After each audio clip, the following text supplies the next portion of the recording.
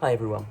Some people have been saying to me in response to one of my posts on social media about how amazing these things are and how cheap they are and effective, that they're not that great or that they've had problems with them. So I just want to show you how I use it. I didn't think that these were tips and tricks, but it turns out that if some people are not having success with something so amazingly simple, then I'll just show you how to do it.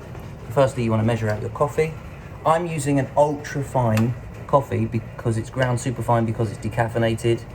Don't ask. Obviously, my favorite coffee is a Vietnamese one. It's thicker, it sinks a lot faster, but I'm going to demonstrate it.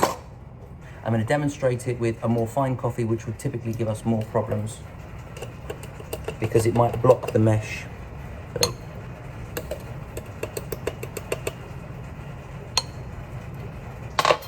And here's some water I prepared earlier.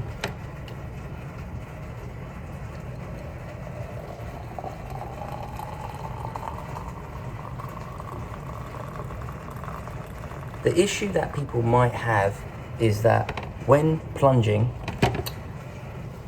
the plunger, these fine filters will get blocked and you'll be pushing really hard and maybe you'll damage something. You will smash the glass if you push too hard, I imagine, but I've never done that.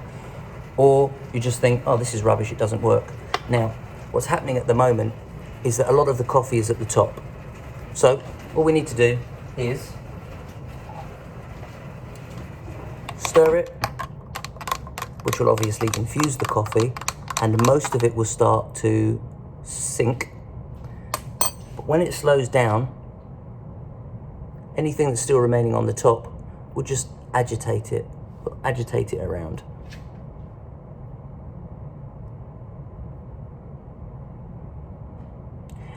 And we'll wait for it to settle.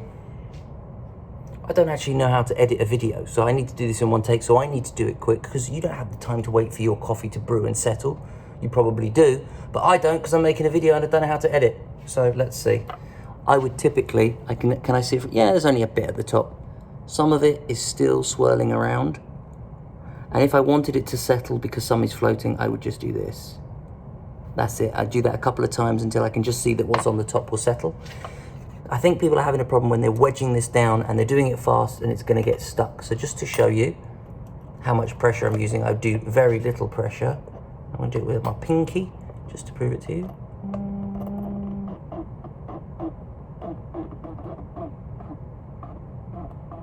And when you start to get any resistance, just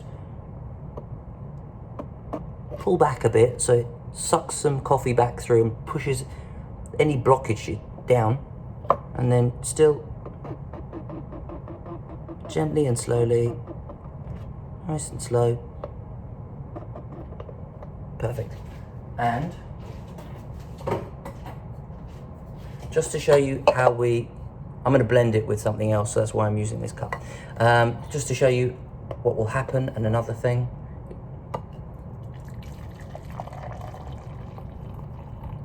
You'll see that there is sometimes sometimes there's coffee still stuck in there, and if that's the case, you wedge this back a little bit and pop it forward. That's the top here, and then push it back in. But you still want the spout over the rim of the glass because sometimes it pours around here and it drips. Even if you're doing it like this, it might pour back. So I do it right inside. And as you can see, all the coffee has come out. All that's left is the ground. And the best part is the easy washing process. Let's see. Super, super simple. It doesn't take any effort. That bit. And that is just it. That's the entire washing thing. I'm not getting my hands wet.